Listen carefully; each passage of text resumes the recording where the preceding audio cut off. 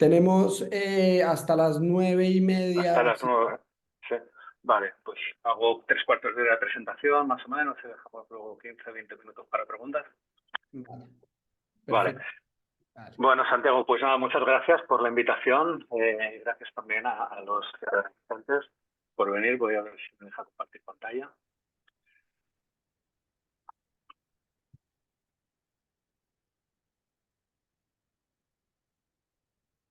Ahí te vemos.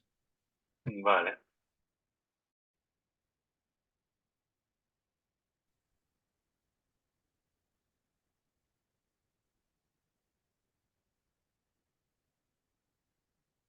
Vale, muy bien, estoy pensando.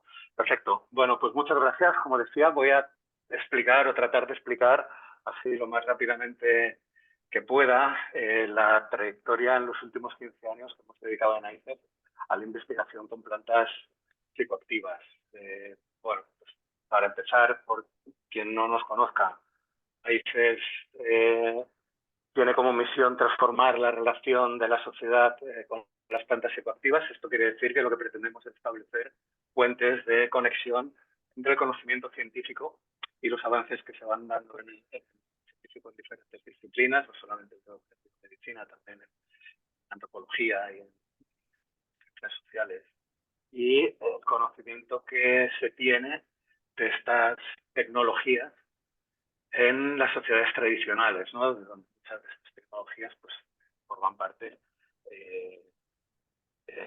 intrínseca de sus medicinas tradicionales. En realidad, cuando hablamos de plantas psicoactivas, es difícil referirse o, decir, o poner nombres a estas plantas o animales o sustancias, porque en realidad, pues bueno, son para lo que son por encima de todo para las comunidades indígenas y las comunidades incluso también sincréticas, son por encima de todo medicina. Podemos hablar un poco más en detalle luego si queréis. En AICER nos basamos siempre en 3 principios, que las políticas públicas deben estar basadas en los derechos humanos, tratamos de promover el cambio social de abajo arriba y también pues procuramos que estas decisiones están basadas en evidencia científica, ¿no? Y de nuevo, y en esto quiero incidir mucho, entendiendo la evidencia desde una perspectiva multidisciplinar e incluso transdisciplinar, ¿no? Y transepistemológica, si apuramos. Ha habido una imposición hegemónica por parte de la biomedicina de decidir qué es evidencia y qué no es evidencia, y esto ha hecho que a la hora de tomar decisiones políticas y de salud pública, pues haya un tipo de evidencias que se consideran más legítimas que otras a la hora de tomar evidencias. Esto es todo un campo que nos estamos desarrollando también, en el que no voy a entrar, pero sí que quiero remarcarlo, ¿no? Que procuramos, de hecho, nuestro equipo, pues tenemos un equipo bastante multidisciplinar.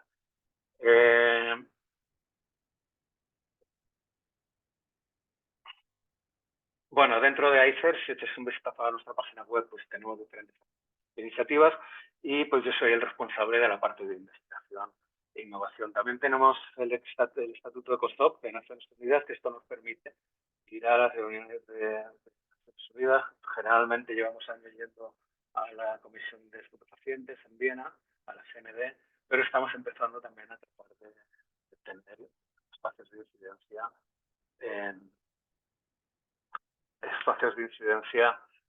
también no solamente en temas de políticas de drogas, sino también en políticas sanitarias, ¿no? Todo de salud mental. Veo que el audio se escucha regular, es posible, porque estoy teniendo también problemas con el audio y el vídeo del ordenador. Pero bueno, con relación a la investigación y la innovación, bueno, tenemos diferentes líneas de investigación. Me voy a centrar en 3. Fundamentalmente, hemos trabajado con cannabis, con ayahuasca y con iboga e ibogaína. Para entrar en el terreno del cannabis, tanto en cannabis como ayahuasca, nos hemos centrado en el estudio de la calidad de vida. La calidad de vida es el aspecto subjetivo de la enfermedad. y como tal aspecto subjetivo de la enfermedad, pues probablemente es uno de los aspectos más importantes de la enfermedad, pero también de la salud, porque es cómo las personas viven sus enfermedades, cómo las gestionan y el impacto que tiene a nivel de funcionamiento en su vida cotidiana, en sus roles cotidianos, en sus procesos cotidianos, ¿no? Empezamos haciendo investigación en calidad de vida con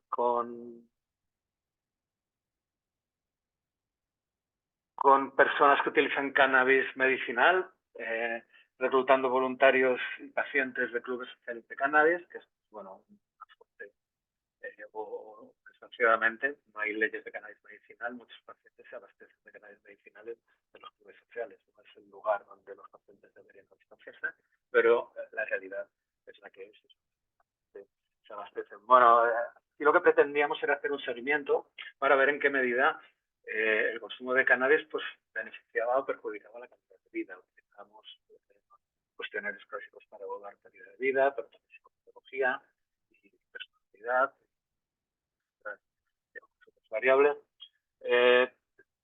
Y lo que encontramos es que efectivamente en los seguimientos que llegamos a hacer durante 12 meses no es que mejorara la calidad de vida, pero tampoco empeoraba. Tampoco empeoraban las puntuaciones psicopatológicas, ni tampoco empeoraban los problemas psicológicos de memoria, por ejemplo, ¿no? O de pequeños fallos cognitivos. Esto quería decir que de alguna forma el consumo de cannabis para estas personas estaba mostrando seguro. Y esto era algo que empezamos a ver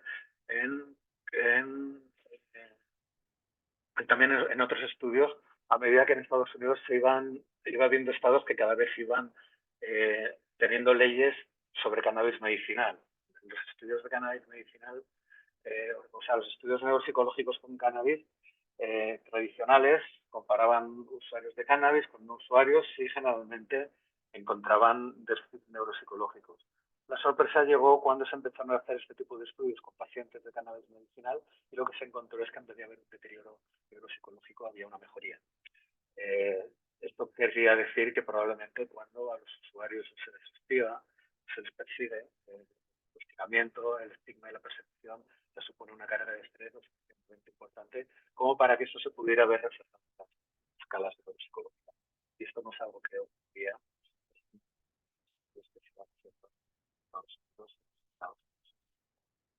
el cannabis esto es lo que encontramos, ¿no? Los estudios. Luego trasladamos el estudio del uso del cannabis y de la calidad de vida a la cárcel. Tuvimos la suerte de colaborar con, ¿no?, algunos educadores sociales que trabajaban en prisión, en Brians 2, concretamente en Barcelona. Y de nuevo nos llevamos la sorpresa de que pues, las personas que utilizaban cannabis en la cárcel pues no lo hacían tanto con fines de evasión y con fines de como se entiende personalmente que desean los consumos no solamente en la cárcel sino fuera, es decir, con fines meramente recreativos, sino que era una forma de lidiar con las condiciones de estar encarcelado, ¿no? Esto cuando se publicó tuvo un poco de revuelo, hay una reticencia de conocer el consumo de cannabis en las cárceles, a pesar de que es una realidad palpable, y más reticencia todavía a reconocer que el consumo de cannabis en las cárceles podría tener algún beneficio para las personas que lo consumían, ¿no?, que lo utilizaban. Bueno, pues esto lo encontramos. Parte de nuestro trabajo lo hemos hecho en clubes sociales de cannabis, como decía antes, ¿no?, porque suponen laboratorios fascinantes, ¿no?, donde poder estudiar pues, consumo, posibles daños, posibles beneficios, posibles función también diferenciar de las diferentes estrategias que pueden tener los clubes o no en establecer programas de reducción de daños. Pero probablemente el estudio más interesante, que ahora está siendo la tesis de Alberto Sainz, con los colaboradores, ya no trabaja en AICES, pero vino a hacer sus prácticas de maestría, de máster en psicología conmigo, y de ahí terminamos montando su tesis doctoral en lo que creo que es uno de los estudios de los que estoy más contento y satisfecho y podría decir orgulloso, ¿no? Porque es de los vais a ver ya pocos estudios como estos, estudios en los que está perfectamente diseñado desde el principio hasta el final, siguiendo con los rigores y los cánones clásicos en psicología, en neuropsicología y en psicofarmacología, que es lo que hace este estudio, que tiene un poco estas tres disciplinas. Bueno, lo que hicimos fue, nosotros cuando estamos en San Pau hemos hecho ya estudios en laboratorio comparando THC puro con CBD puro, con una concentración de THC y CBD y con un placebo. También utilizando electroencefalografía. Bueno, lo que hicimos fue, bueno, cuando uno repasa los estudios de psicofarmacología realizados con cannabinoides puros, sobre todo con THC, encuentra pues efectos que le hacen a uno preguntarse por qué la gente consume cannabis, ¿no? Pues, encuentra sobre todo pues, efectos ansiogénicos, efectos psicotomiméticos, ¿no? Bueno, nosotros lo que hicimos fue llevar el laboratorio a un club social de cannabis, antes, en Barcelona, cerca de la calle de las Ramblas. Compramos un casco de portátil y diseñamos un estudio en el que pasábamos pruebas de efectos subjetivos y también pruebas de conducta perceptual, todo de teoría de la mente, para ver en qué medida. Y en vez de utilizar cannabinoides puros, lo que utilizamos fueron extractos. Un extracto con una concentración alta de THC y muy bajita de CBD, otro con una concentración muy alta de CBD y muy bajita de CBD, otro extracto con una concentración 1,1 de THC-CBD y un placebo que estaba hecho con cannabis.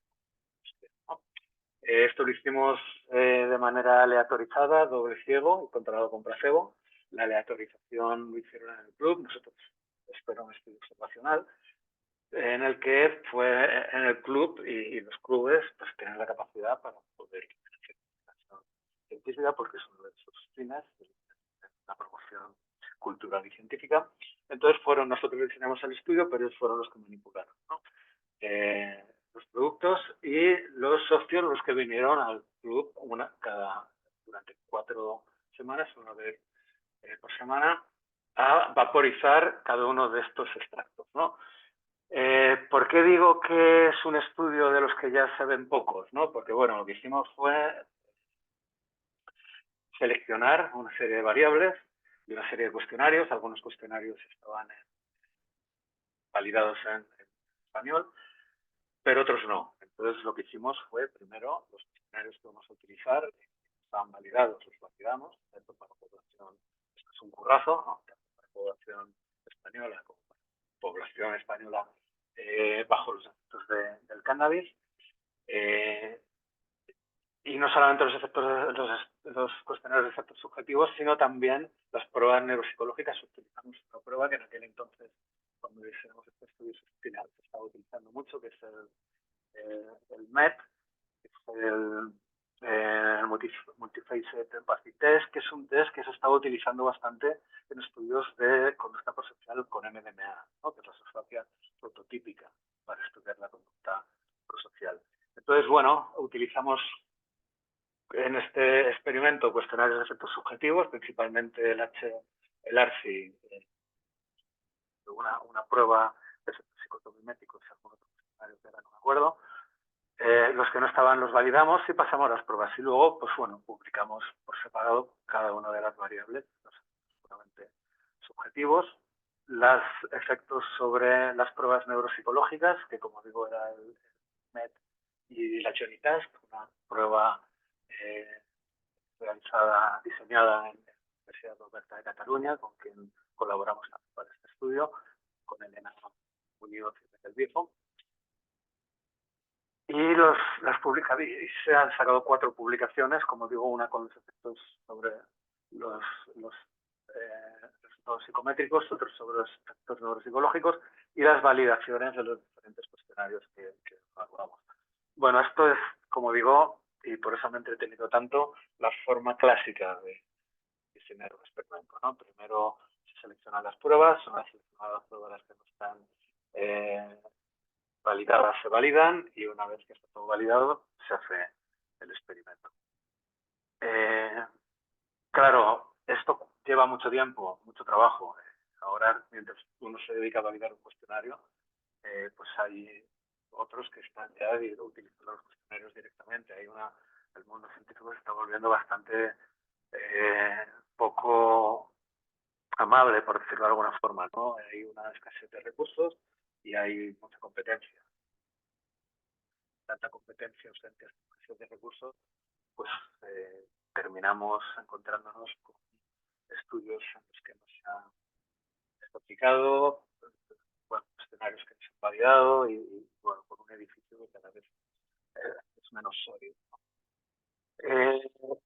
Luego, otro de los estudios que hicimos también con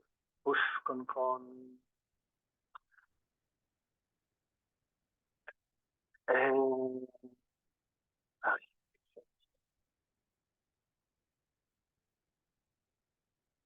vaya. Con cannabis fue con Javier Hidalgo, que probablemente alguno de ustedes hizo un tú también hace poco, en el que utilizamos cuestionarios de salud pública, luego explicaré también porque esto no lo hicimos en ayahuasca, para ver en qué medida el consumo de cannabis a nivel poblacional pues será un peligro para la salud pública. El consumo de cannabis, como todas las drogas que están especializadas porque se entiende que supone un uso para la salud pública. Bueno, pues lo que hicimos con este estudio, tanto en cannabis como con ayahuasca, es utilizar la encuesta de salud de Cataluña y buscar, como se saben cuáles son las prevalencias de consumo en Cataluña de consumo de cannabis, pues ratificamos por edad y por género para tener una muestra representativa de la población general usuaria de cannabis de Cataluña y comparamos los resultados que habíamos encontrado en esta muestra con la población general. Y bueno, de nuevo también nos llevamos algunas sorpresas que cuando por los científicos pues ha tenido controversia comparados a que cuando hablamos de drogas de abuso, pues los resultados que se presentan van en una dirección determinada, que suele ser la dirección del problema, y nosotros pues, encontramos pocos problemas comparando la población de usuarios habituales con la población general. Estamos utilizando gente que había consumido cannabis en los últimos 30 días, lo que se tiende como consumidores activos, ¿no? Y bueno, pues de nuevo nos encontramos cosas interesantes, ¿no? Comparados con la población general había más porcentaje con un índice de masa corporal normal. Esto tiene una explicación. El cannabis, el THC, actúa sobre los receptores CB1 y los receptores CB1, una de las cosas que hacen es quemar grasa, ¿no? Entonces esto, de hecho, si conocéis usuarios de cannabis, en general hay poca gente con obesidad o con sobrepeso. Los hay, pero son menos que la población general. Y esto se debe precisamente a de más grasa.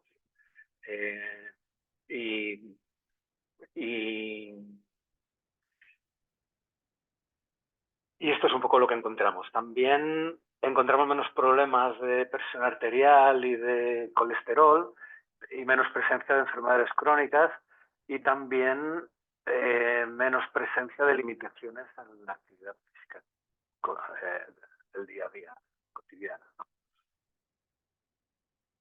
Esto tiene muchas explicaciones, probablemente no se debe al consumo de cannabis solamente. Luego trataremos de explicar un poco las conclusiones, ¿no? Lo que sí encontramos es que había más presencia de problemas de sueño. Bueno, antes no he explicado esto, ¿no? Que es curioso, este menor índice, o está mejor índice ajustado de masa corporal, cuando precisamente una de las propiedades que tiene el cannabis es estimular el apetito. Bueno, el sistema endocannabinoide es un sistema que está encargado fundamentalmente de regular la fisiología, ¿no? Y la homeostasis del organismo. Luego, no es descabellado, teniendo en cuenta el papel fisiológico del sistema endocannabinoide, encontrar esta regulación de unos parámetros neurofisiológicos. Curiosamente, encontramos mayor proporción de personas con problemas de sueño, ¿no? A pesar de que también se sabe que el cannabis induce, es hipnótico, ¿no? Luego, no todo lo que encontramos fueron positivo, ¿no? Y también encontramos menos relacionados con la población general. En el resto de variables estaban más o menos equiparadas, ¿no? Bueno, esto me lo voy a saltar. Y voy a pasar a la ayahuasca, ¿no? Que probablemente es el área donde más investigación hemos hecho. De hecho, junto a la investigación con ayahuasca la hacemos en colaboración con Miguel Ángel Alcázar de la Universidad de Madrid, con Rafael Guimaraes, que también le conocéis porque ha dado una turma hace poco, y Jaime Hayek de la Universidad de Sao Paulo en Ribeirão Preto, y somos el grupo que más publicaciones tiene a nivel internacional. No voy a explicar todo lo que tenemos porque daría para varias sesiones, porque todo se quisiera hacer en profundidad, pero bueno, voy a hacer un rápido. Por si todavía hay alguien que no sepa qué es la ayahuasca pues es una decocción de principalmente 2 plantas amazónicas. Voy a reducir muchísimo, ¿no? Voy a hacer mucho reduccionismo. 2 plantas amazónicas, Psicoterapia de escapio, Dipteris toledana, una fuente de capolinas, de Imaos, y otra fuente de DMT. Bueno, sabemos que cuando se administra DMT por vía oral es eliminada por el tracto gastrointestinal, con lo cual no produce efecto. Esto es una diapositiva de Jordi Riba que la llevamos utilizando hace décadas, pero sigue siendo suficientemente ilustrativa y tiene este toque vintage que mola, ¿no? Como para seguir utilizándola. Pero cuando se combina con las betacarbolinas, la armina, la armalina y la tetrahidroarmina de la Banisteriopsis capi, se permite el acceso a la circulación sistémica de la DMT y por tanto al sistema nervioso. Bueno, como digo, esto es muy reduccionista porque, bueno, dependiendo de quién lo escuche, pues estará más o menos en desacuerdo. Aquí he reducido a sus componentes químicos la ayahuasca y al ser humano, al cerebro, pero obviamente más compleja. Para entendernos, yo creo que no es suficiente. Si pongo aquí algunos estudios que hicimos con Jordi es porque se hicieron ya cuando estábamos trabajando en ICES y con Rafael Guimaraes, sobre todo un estudio que no se había hecho antes nunca, ¿no? Que era ver qué pasaba cuando se administraba DMT por vía oral. Y esto lo hicimos ya dentro del contexto de ICES, cuando yo colaboraba en las 2 instituciones, y igual hicimos un estudio observacional en el que una serie de voluntarios pues fumaron DMT, vaporizaron DMT y también tomaron DMT por vía oral. Bueno, lo que encontramos es que efectivamente se produjo una degradación y tomamos muestras de orina, ¿no? Vamos por Barcelona, de decir nombres, con una moto llena de muestras de orina, desde las casas de los usuarios hasta el hospital, para manipularlas, ¿no? Y conservarlas. La DMT, como digo, se metabolizaba rápidamente y desaparecía, y encontramos que había otra vía metabólica diferente a la EMAO. La vía EMAO seguía siendo la principal vía metabólica, pero había también una vía por la que también podría estar respecto la DMT, que era por la vía de los citocromos de 450. Tengo que decir que hubo algún caso en el que después de utilizar DMT por vía oral, las escalas de efectos subjetivos puntuó unas puntuaciones equivalentes a las puntuaciones fumadas. Es decir, una vez que se cuestiona los estudios farmacológicos y terapéuticos con alucinógenos, psicodélicos, porque es muy fácil detectar el placebo y la condición, pero bueno, cuando nos ponemos a mirar con detenimiento, cosa que no voy a hacer, pero que daría también para alguna otra sesión, y esto lo estamos viendo también con Rafa en Ribeirão Preto, nos llevamos sorpresas, ¿no? Cómo responde la gente ante el placebo. Antes de entrar a colaborar con Jordi en San Pau, con Manel, había conocido a Fábregas, seminario de Cicla. Fábregas acababa de montar IDEA en Brasil. Ahí nos conocimos, estuvimos charlando y propuso pues diseñar un estudio para irnos a Mapiá. Idea estaba a un rato caminando por la selva de Mapiá. Por supuesto, yo no tenía ni idea de qué era Mapiá, que era el Santo Daime, todo era muy marciano. Pero bueno, yo me había quedado sin tesis doctoral porque me habían tumbado un estudio con MDMA. No sabía muy bien qué hacer y apareció Fabregas, como suele venir tantas veces, investigar esto a unos cuantos, ¿no? Pero por la expresión que está grabando. Y me dio la posibilidad de diseñar este estudio, lo cual era fascinante. Estamos hablando de que teníamos la posibilidad de ir a una comunidad donde prácticamente el 100% de la población utiliza ayahuasca de manera regular, en un entorno además como es entorno, ya menos, ¿no? Pero en aquel entonces un entorno de Mapiá bastante aislado. Entonces, bueno, pues diseñamos y en un momento en el que solo había un estudio sobre los efectos neuropsicológicos a largo plazo de la ayahuasca, que era el Ayahuasca Project con 15 sujetos, ¿no? Era un estudio muy grandes, ¿no? Y no había estudios sobre efectos a largo plazo del consumo de alucinógenos, porque los estudios que se habían hecho eran con LSD en contextos recreativos, donde los usuarios recreativos pues también utilizan otras sustancias. Con lo cual teníamos una muestra ideal para poder estudiar los efectos a largo plazo de los alucinógenos, ¿no? Primero utilizamos el ASI, o sea, teníamos que empezar desde el principio, ¿no? Demostrando lo que pues, cualquiera que tuviera un poco de conocimiento de ayahuasca ya sabía, pero que no tiene por qué saber la comunidad científica. Es decir, que estamos frente a una sustancia, una planta, o un preparado, una adicción, que no produce dependencia ni adicción. Esto que a cualquiera que se lo diga, pues me parece obvio. Bueno, de nuevo, nosotros queríamos empezar por el principio, como hicimos con el estudio de casos. Entonces empezamos por el principio, utilizando una entrevista, que es el Addiction Severity Index, que es como el gold standard a la hora de evaluar severidad de consumo de drogas. Efectivamente, encontramos que la severidad, o sea, que los usuarios de ayahuasca pues no se comportaban como los usuarios de drogas de abuso, es decir, no tenían problemas legales, no tenían problemas médicos, no tenían problemas psiquiátricos, no tenían problemas familiares y sociales y no tenían problemas de abuso de drogas. Y además pasamos toda una batería de pruebas de personalidad, de psicopatología, de actitudes ante la vida y de pruebas neuropsicológicas. Este estudio lo compusieron unos 130 sujetos, la mitad de Mapiá, y dijimos, bueno, pero a lo mejor es que esta muestra es exclusiva de un entorno selvático. Bueno, pues nos fuimos a Río Branco, que es una ciudad de unos 600.000 habitantes, donde están muy presentes las tradiciones ayahuasqueras, y replicamos ahí.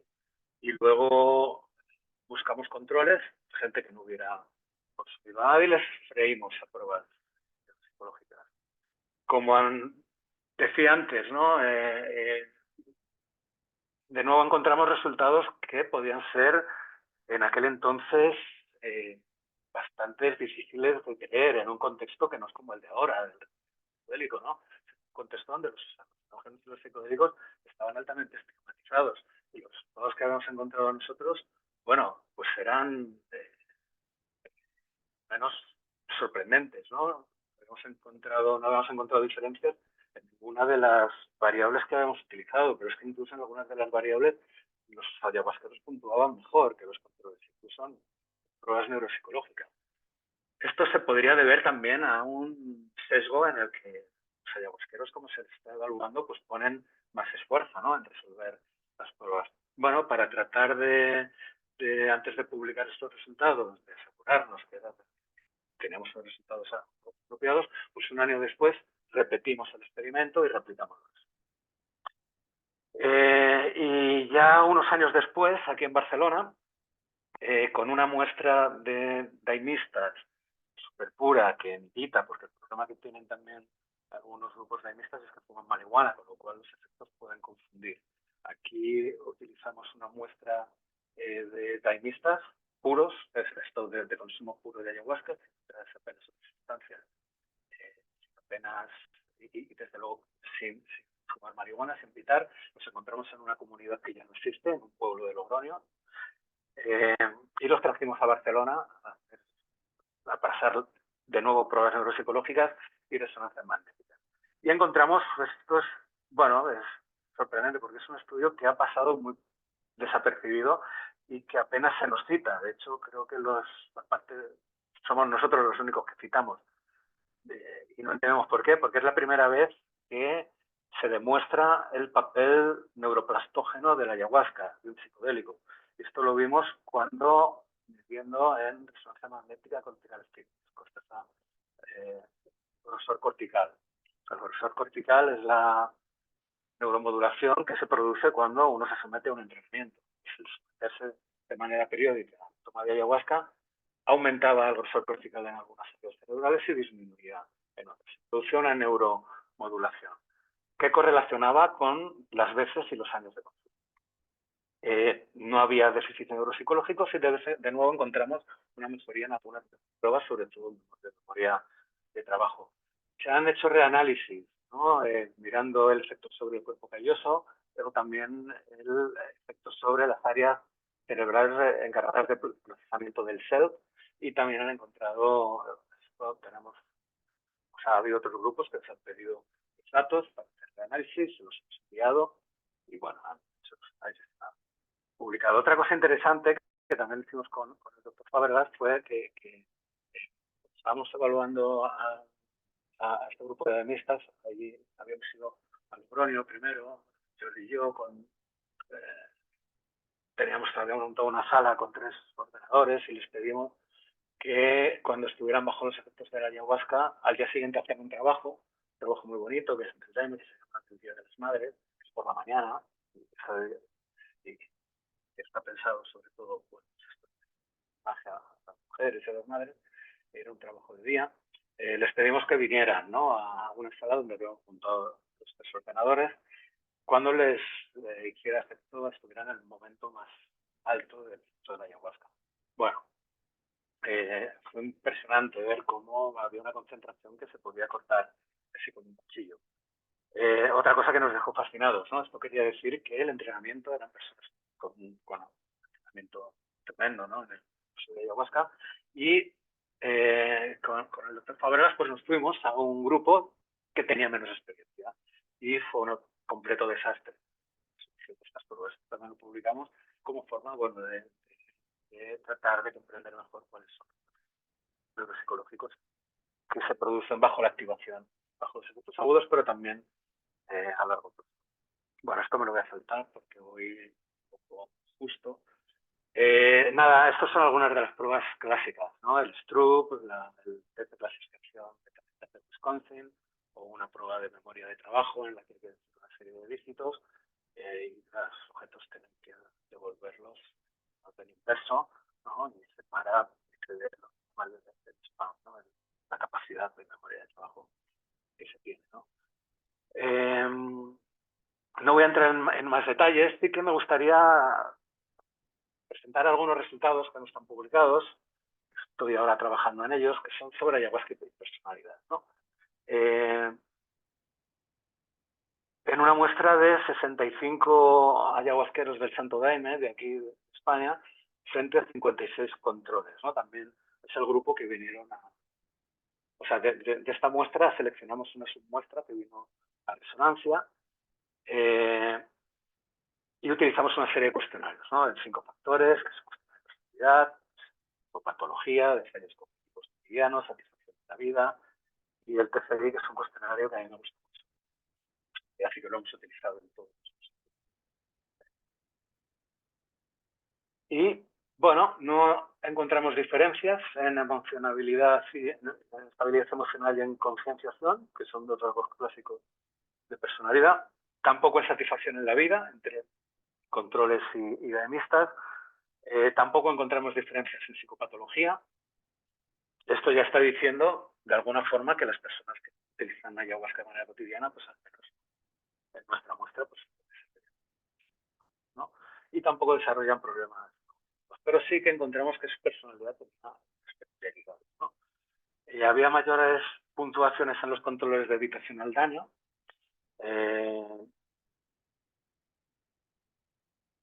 Una puntuación menor en autodirección, una puntuación menor en cooperación y una puntuación menor, es decir, mayor en el grupo de mixta en autotransformación. La evitación del daño se relaciona con la temerosidad. Y la autodirección y una alta autodirección con una baja evitación del daño es un buen indicador de salud mental. Es decir, estamos hablando de que no solo no había déficit o problemas de salud mental, sino que las poblaciones ayahuasqueros se diferenciaban en algunas variables de personalidad interesantes y que se relacionan precisamente con salud mental, a pesar de que una alta puntuación en autotrascendencia, si se acompaña de una baja autodirección, que no era el caso, porque aquí tenemos una alta autodirección, puede ser un indicador también de salud mental. Aquí encontramos todo lo contrario, ¿no? Y además esto era consistente con otros estudios. El estudio que habían hecho en el Basque Project también con 15 ayahuasqueros, también habían utilizado una prueba previa del TCI, que era el TPQ, en el que no habían encontrado diferencias, o sea, habían encontrado una más baja búsqueda de novedades. Nosotros no habíamos encontrado diferencias en búsqueda de novedades entre ayahuasqueros y controles. Esto es interesante porque, de nuevo, la búsqueda de novedades se relaciona con el inicio de consumo de drogas, ¿no? Con el inicio en el consumo de drogas con fines recreativos. Luego, el que nuestras muestras de ayahuasqueros no puntuaran o no se diferenciaban en búsqueda de novedades, te está indicando que probablemente las razones por las que la gente se involucra en el consumo continuado de ayahuasca, estamos hablando que estos son usuarios que llevaban años tomando ayahuasca, pues no tiene nada que ver con lo que se encuentra en poblaciones de usuarios, ¿no? Una baja evitación del daño. Esto es interesante también porque, claro, la ayahuasca es una sustancia estresante. Con ayahuasca, cuando se hacen estudios con ayahuasca, cuando Richard Stratman hizo sus estudios de farmacología con la DMT, lo que claramente se encontraba siempre es un aumento del cortisol. Esto es un indicador claro de estrés. Aumento del cortisol que disminuía, ¿no? Cuando terminaba la experiencia. El cortisol, aunque es un indicador de estrés, el estrés puede ser funcional, ¿no? En cuanto a dependencia de la recompensa, no voy a entrar aquí porque es más complicado de interpretar. Persistencia era otro de los rasgos. Y es interesante, ¿no?, que había una diferencia entre los grupos brasileños en autodirección, ¿no?, comparado con los grupos españoles.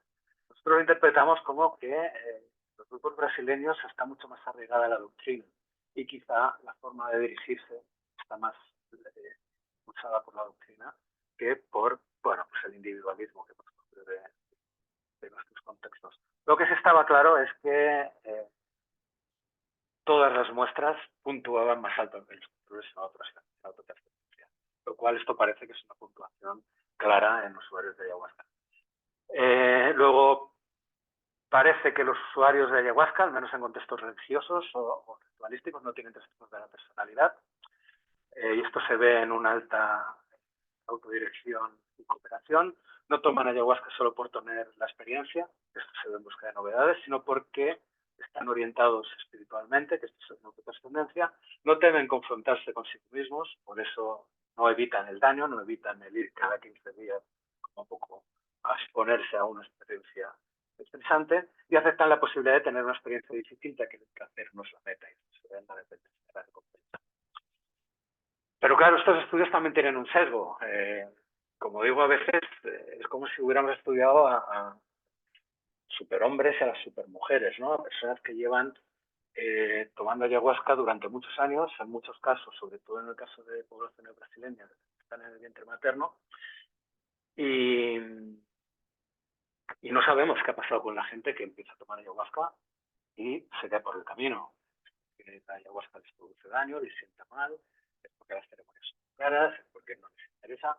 Bueno, entonces diseñamos un estudio prospectivo, esta vez con uno de mis colaboradores de más largos, probablemente la persona que más años ha estado conmigo colaborando, que es Daniel Francisco Garrido, y con otra colaboradora que vino también a este estudio, María Sousa, en el que lo que hicimos fue diseñar un estudio en el que hacíamos un seguimiento a personas antes de que participaran en las ceremonias de ayahuasca, ¿no? Es decir, personas que se iban a exponer por primera vez. Esto, a través de nuestra red de contactos con personas que organizan ceremonias, pues cada vez que alguien iba a ir a una ceremonia, pues pasaba nuestro contacto y se quería participar en el estudio.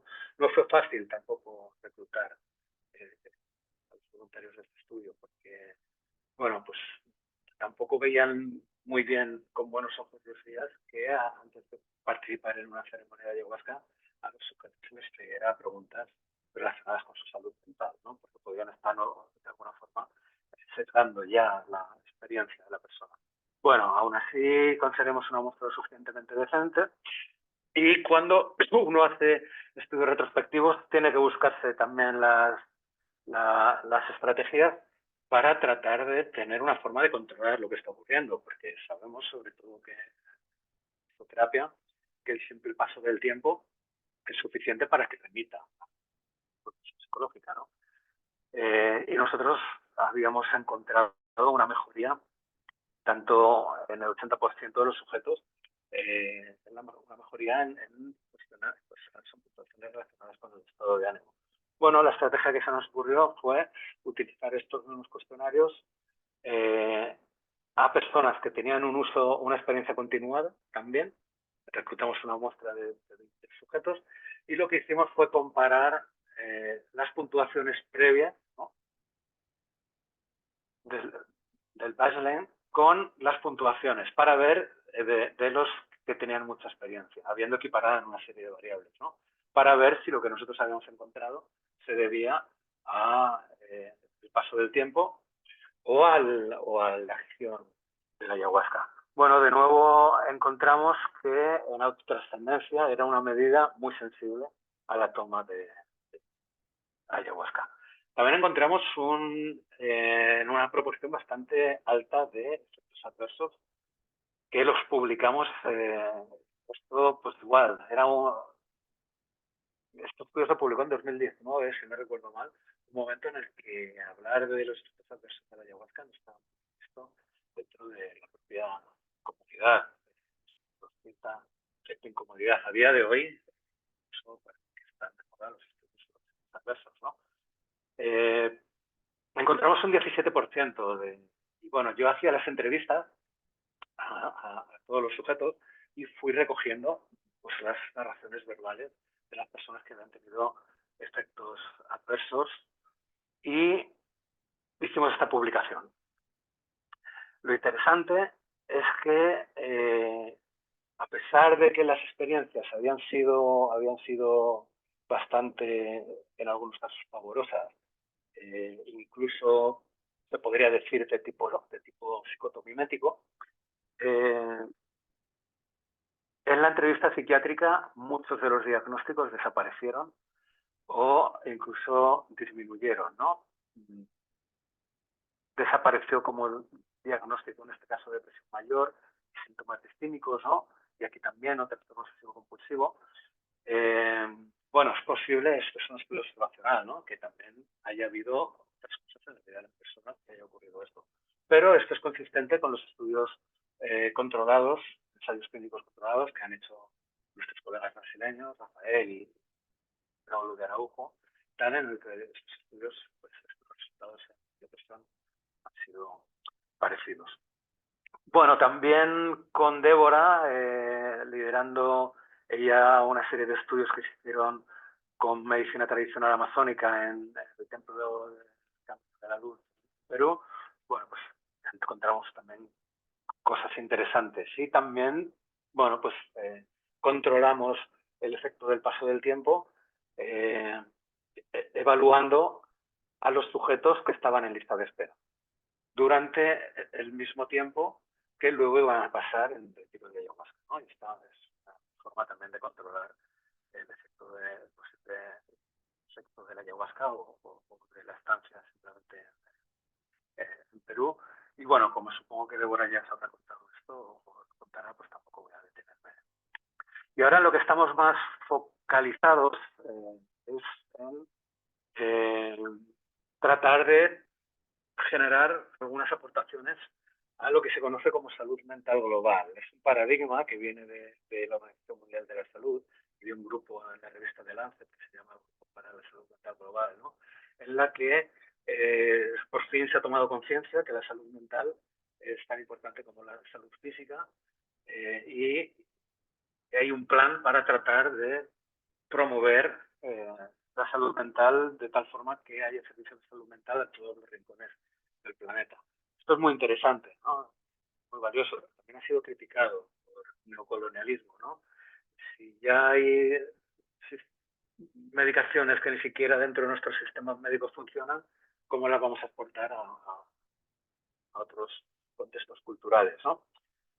Bueno, ahora hemos iniciado una serie de estudios con Maya, sobre todo con Maya Kojek, una de mis colaboradoras actualmente más estrechas, y también con Constanza Sánchez, para tratar de reivindicar las medicinas tradicionales en sus propios contextos de consumo y que esto pueda hacer un calado de incidencia en los movimientos para la salud mental global. Y algo en lo que me he estado entretenido también un tiempo y que sigo en ello es en seguir profundizando en los adversos. Bueno, nosotros participamos en la Global Ayahuasca Survey, donde se recogieron datos de más de 12.000 personas y nosotros estamos encargados bueno, en realidad nos lo encargaron. Hablar de efectos adversos, digamos que nadie quiere, ¿no? Entonces es una patata caliente que nadie quería asumir y la terminamos asumiendo, ¿no? Hicimos un primer análisis en el que, bueno, encontramos que efectivamente había una alta incidencia de efectos adversos en el plano psicológico. De nuevo, curiosamente, el 88% de las personas que habían experimentado efectos adversos psicológicos consideró estos efectos en la salud mental como parte de un proceso positivo de crecimiento o integración, ¿no? Esto nos ha dado pie a que a lo mejor tenemos que replantearnos cuál es el concepto de efecto adverso cuando hablamos de ayahuasca en general y de psicodélicos en particular. Esto es algo que otros grupos están haciendo. Ahora tenemos un segundo paper con un reanálisis de estos datos utilizando análisis de machine learning con inteligencia artificial y análisis mucho más sofisticados, reformulando qué es efecto adverso cuando estamos viendo que algunos de estos efectos adversos pues, en realidad se están correlacionando con una mejora en salud mental, con un empeoramiento. ¿Qué variables pueden estar indicando que unas personas mejoran, otras empeoran, ¿no? La prueba de que estos efectos adversos, pues a lo mejor hay que estudiarlos con mayor complejidad, es que en la propia Global Ayahuasca Survey se vio un descenso de consumo de alcohol y tabaco y de drogas, unos mayores menores, una disminución en trastornos del estado de ánimo y también se han hecho análisis sobre integración de la experiencia psicodélica y la importancia de tal. Bueno, también hemos hecho estudios de efectos adversos en una población también muy específica, que es la UDB, la Unión de Vegetal, y bueno, no quiero entretenerme mucho más aquí, que era la presentación, se la envío. Hicimos también estos estudios, como hicimos antes con cannabis, con salud pública, en una muestra española de 400 usuarios regulares de ayahuasca, en una muestra holandesa, lo estamos replicando también en Israel, en Francia y en Portugal. Y de nuevo, pues encontramos que hay una serie de indicadores de salud en los que los grupos ayahuasqueros o los usuarios de ayahuasca funcionan mejor que la población general. Por ejemplo, en la muestra española fue interesante ver que la mitad de nuestra muestra había dejado de utilizar psicofármacos desde que empezaron a involucrarse en ceremonias de ayahuasca.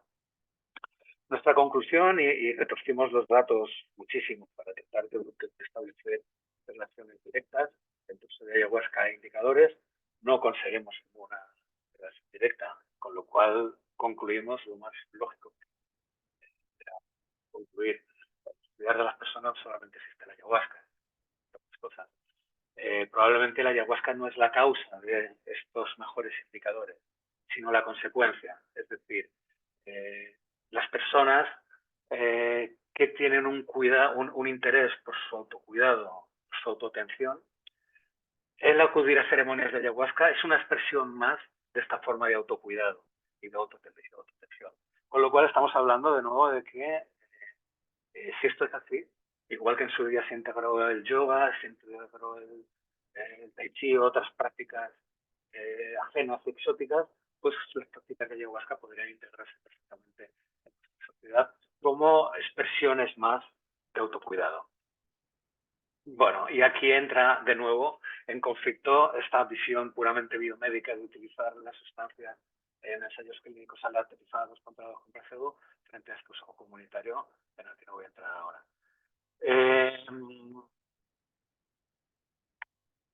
Porque quiero contaros un poco del estudio de ibogaína, que ya estamos a falta de 4 sesiones para terminarlo. Esto empezó cuando se nos ocurrió pensar que, bueno, si todos los estudios, cuando habíamos hecho una revisión sistemática, la ibogaína se estaba utilizando a dosis altísimas, ¿no? Como de 1 gramo, entre 800 y 1200 miligramos.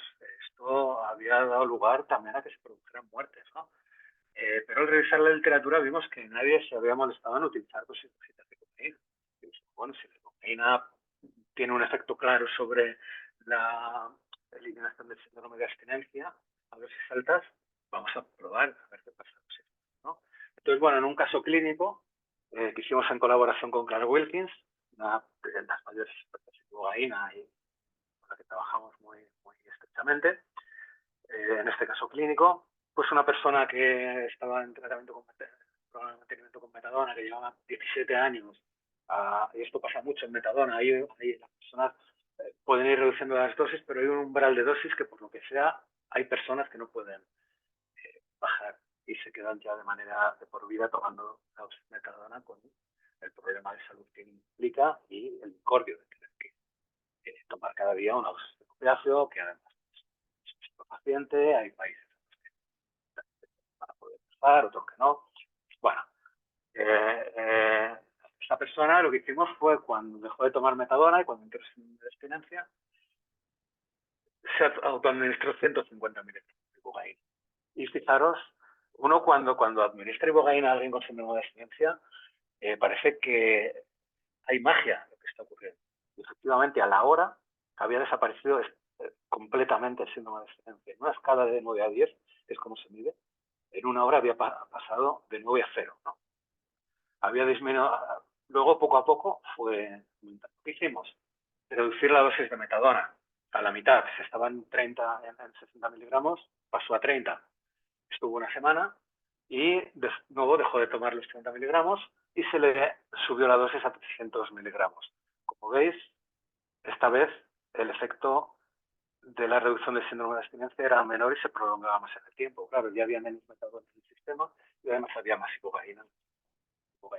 Y así fuimos jugando y en 4 sesiones se había desintoxicado completamente. Esta persona nunca más ha vuelto a tomar metadona y después de que seguía consumiendo heroína de manera esporádica, pero los cambios a nivel psicológico que le produjeron cocaína también terminaron en que dejara de consumir drogas en absoluto y lleva bastantes años sin consumir absolutamente nada. Bueno, esto lo pasamos a un ensayo clínico con la doctora Trevor Ras y con su equipo en el Hospital Sant Joan de Reus. Y está a punto de terminarse. Faltan 4, quizá Jenis, porque esta es su tesis doctoral, ¿no? O sea, habló de este estudio. La N ya no es de 15, la N de 20. A una persona ya faltan 4 sesiones. Y de nuevo hemos visto cómo, pues, siguiendo este protocolo, aquí hay 2 grupos.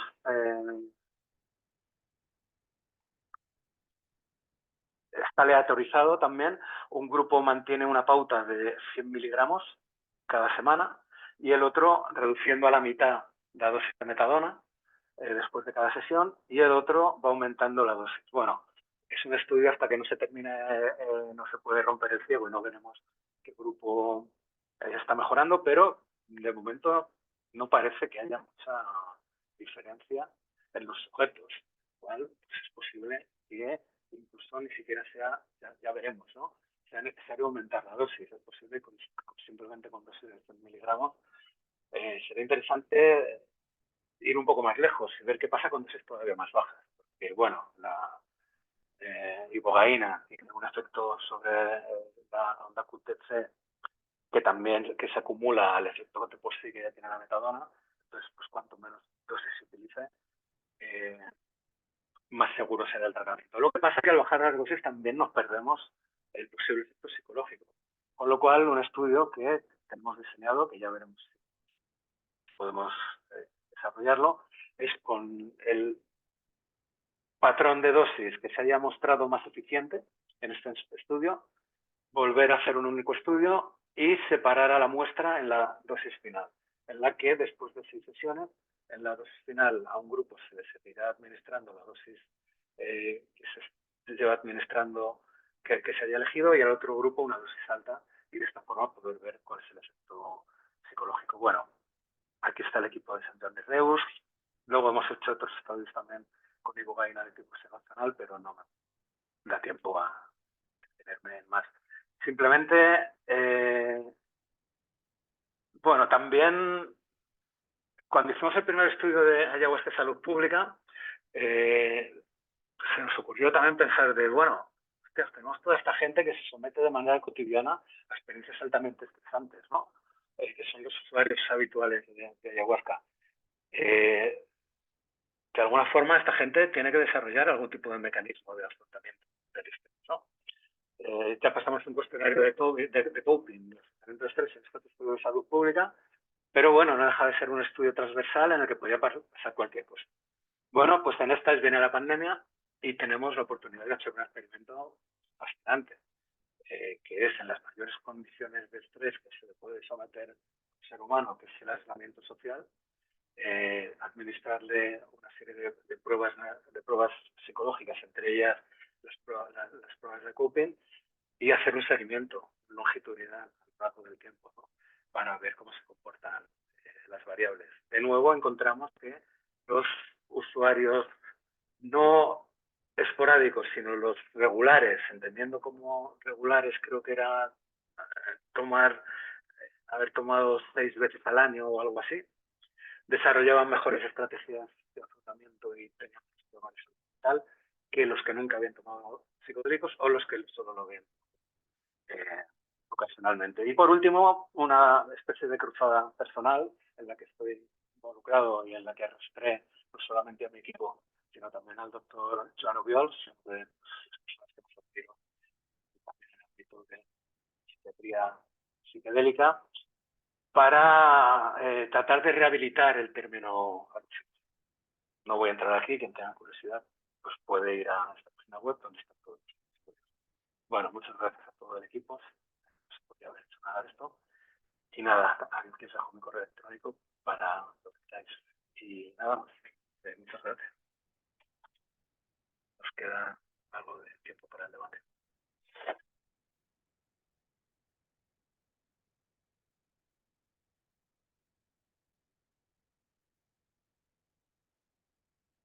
Vale, José Carlos, muchísimas gracias por tu presentación y por ajustar también al tiempo.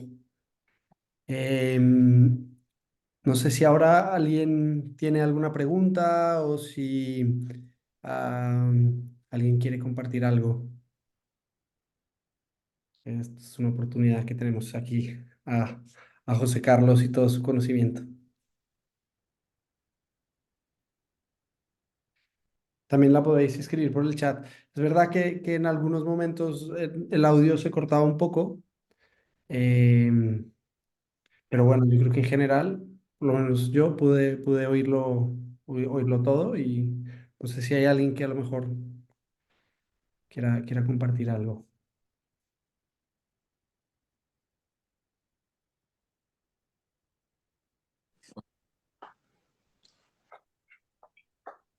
Va, venga. Fabra. Qué bueno, tú, felicitarte, y el mundo es mejor con gente como tú, o sea, que han hecho un esfuerzo para no solamente entender, sino demostrar lo que nosotros pensábamos que ocurría, pero detrás hay mucho esfuerzo de hacer que eso quede como evidencia. Decirte que nosotros nos reunimos todos los miércoles con David Barba, con el Facu, para escribir un libro, y hoy hemos dedicado el tiempo que cada semana arrancamos para eso, para escucharte a ti, y ha valido la pena. O sea que muchas Bueno, gracias. muchas gracias. En parte tú eres culpable, ya sabes. Ya, pero estamos juntos en eso, y qué bueno, me siento, mira, qué bueno, hemos dedicado ese tiempo y nos sentimos más que satisfechos, ¿eh? Que siempre estamos aquí buscando, qué bueno, José Carlos, ánimo, y eso ves comunicando lo que va saliendo, porque una cosa es ver y la otra cosa es saber, ¿no? Y tú tienes esa capacidad. Muchas gracias. Bueno, gracias. Ahora siempre es un placer colaborar contigo y siempre es un placer seguir viéndonos. Habrá cosas buenas. Ya presentaremos una historia que tenemos cerquita. Espero que en el momento que la tengamos más cuajada, el primero que te comunicaremos contigo. Ya te contaré. Gracias. Bien, David. José, José Carlos, igual no sé si nos puedes hablar un poco de las dificultades o el panorama en España en relación a a la investigación independiente, que yo creo que tú eres un gran abanderado, ¿no? Y sobre todo la importancia hoy en día de espacios como este de personas que se dediquen y tengan esta mirada alejada de lo que está pasando hoy en día con todo el fenómeno del renacimiento psicodélico, ¿no? Y el gran interés económico que se ha suscitado, ¿no? A raíz del potencial que presentan estos tratamientos. Sí, por supuesto, encantado. A ver, ya la respuesta seguro que la sabes, porque la digo siempre, ¿no? Que el principal problema que tiene la investigación independiente en España y en donde sea es el dinero. Eh, no es lo mismo que venga una empresa farmacéutica con dinero por delante que tener que ver o que buscar tú. Yo espero que con esto del renacimiento psicodélico y con hay ya varios hospitales en Barcelona, ¿no? Como sabes, ¿no? Que están haciendo ensayos clínicos con psilocibina, con síndrome de DMT, bueno, y esto son sesiones que se han hecho aquí y tal. También atraiga el interés de las empresas, de la administración pública, ¿no? Y se puedan empezar a presentar proyectos al Instituto de Salud Carlos III, a la Nacional de Drogas, a las instituciones públicas, ¿no? Claro, el problema que tiene también hacer investigación terapéutica con estas sustancias es que si haces investigación independiente, pues en algún momento también la industria va a apropiarse de esto, porque es la única forma de que esto se transforme en medicamento, ¿no? Esto lo hemos visto con MAPS y la MDMA. MAPS lleva desde el año 99, que es cuando yo empiezo el primer estudio con MDMA, financiando ensayos clínicos que vienen de la financiación de mecenas, ¿no? Y de donantes y tal, ¿no? Y de repente cuando ya está MAPS a punto de conseguir la autorización del FDA, se queda sin recursos, o sea, la cosa se hace tan grande que tal, y tiene que vender MAPS a una empresa por 100 millones de dólares, que es Lykos, que es la que va a terminar transformando la MDMA en un medicamento.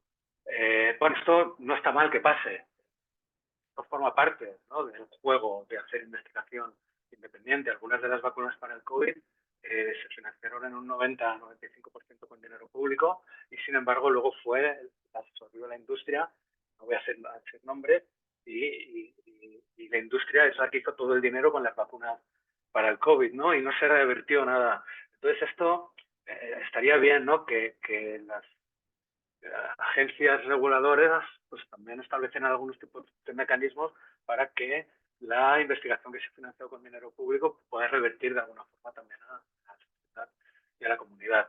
Nosotros nos gusta hacer investigación independiente con todas las limitaciones que tiene. O sea, yo he presentado aquí un equipo gigantesco de colaboradores en el que parece que nadamos en la abundancia y no toda la gente, quitando Maya y Jenis, que han sido los únicos colaboradores que han trabajado conmigo cobrando. El resto son gente como Alberto, que han venido a hacer su trabajo de fin de máster o su trabajo de fin de grado, o tal. Lo que procuro siempre es que las personas que vienen a hacer o bien las prácticas de máster, de grado o de tesis conmigo, pues el trabajo que se haga es el trabajo lo suficientemente de calidad como para transformarlo en una publicación científica. ¿Qué está pasando ahora con...? O sea, aquí, claro, si haces investigación independiente ganas en creatividad, pero pierdes en capacidad para hacer cosas, ¿no? Por ejemplo, ahora el estudio este de ibogaína, pues una de las cosas que nos critican es que no hemos hecho farmacocinética. Claro, pues que hacer farmacocinética implica otra inyección de dinero que ya nos ha costado sudor y lágrimas llegar a la financiación para esto, ¿no? Ahora vamos a empezar, siguiendo la línea que empezamos con Fábregas, con el doctor Fábregas de efectos neuropsicológicos, ahora vamos a empezar un estudio de efectos neuropsicológicos también a largo plazo, en el que estamos incorporando sesgos emocionales, ¿no? En las pruebas clásicas de Stroop y tal. Si tuviéramos dinero, esto va a ser un estudio fascinante. No quiero adelantar mucho porque estamos en unas fases preliminares, pero este estudio, si tuviéramos dinero, se podría hacer neuroimagen, se podría hacer algo que no se ha hecho todavía nunca con usuarios regulares de ayahuasca, que es mirar el sistema inmunitario, se podría mirar epigenética, se podrían mirar marcadores que tienen que ver con la longevidad. Esto se puede hacer hoy día, marcadores que evalúan la salud cerebral e incluso la salud física. ¿Qué está pasando con los cerebros a nivel de edad cronológica, frente a edad biológica de las personas que se someten? Es decir, con dinero se pueden hacer una cantidad de cosas espectaculares. Ojalá con el nacimiento psicodélico y a medida que esto está siendo cada vez más mainstream, cada vez más promocionado, las agencias públicas empiecen a financiar este tipo de estudios porque darían la creatividad que tenemos en España, siempre, mientras que en otros países, sobre todo Estados Unidos, estaba prohibido la investigación con psicodélicos, aquí en España se estaría haciendo investigación.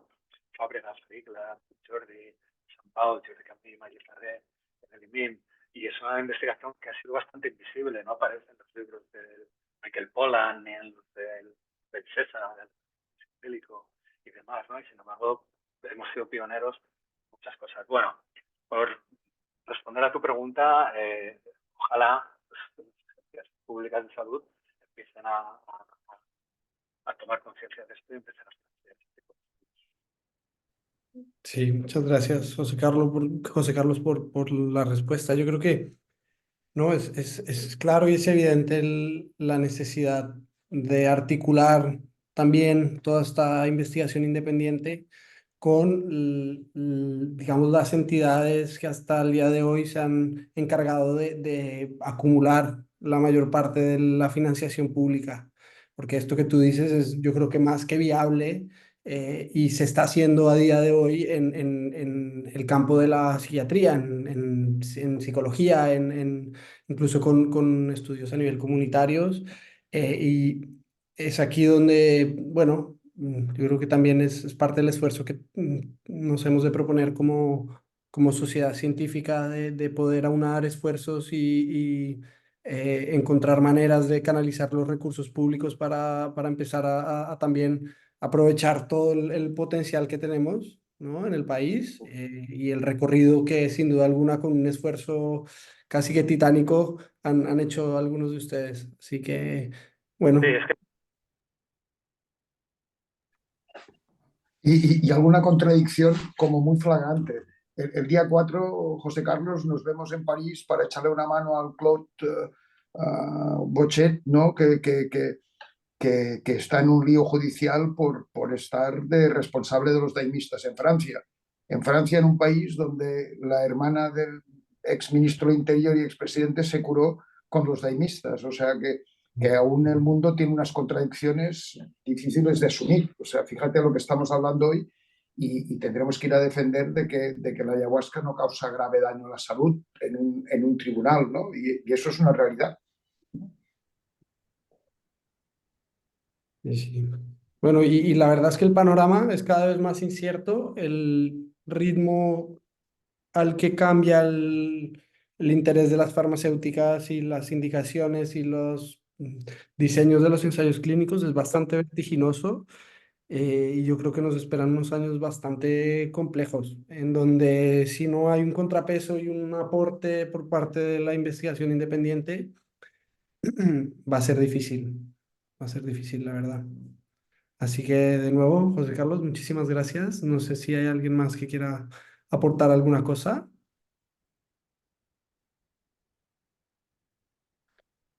Que si estáis en contacto o colaborando con Inahue también. Entiendo que hay una pregunta aquí.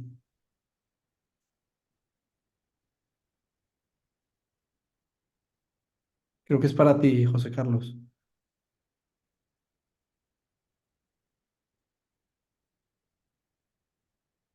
Si estás hablando, no te oímos.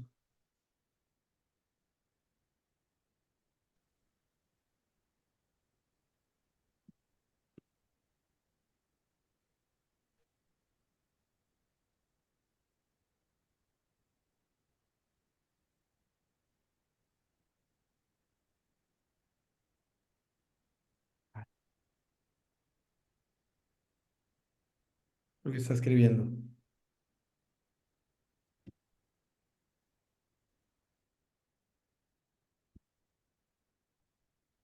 Vale. Vale. Bueno, que se ha caído el audio, pero bueno, yo creo que con esto ya podemos ir concluyendo la sesión y que ya estamos en hora. Así que, de nuevo, muchas gracias por el pedazo de sesión, José Carlos, por tu tiempo y ha sido un placer. Así que hasta la próxima. Chao, chao.